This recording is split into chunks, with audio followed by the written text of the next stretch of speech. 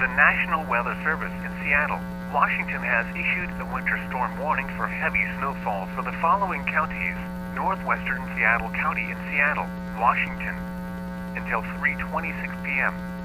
At 2:26 p.m. Pacific Daylight Time, heavy snowfall was reported by Doppler radar heading rapidly towards Seattle. The winter storm watch that was issued recently is no longer in effect. This is a particularly dangerous situation. Source: radar indicated. Hazard: you are in a life-threatening situation. Take cover now.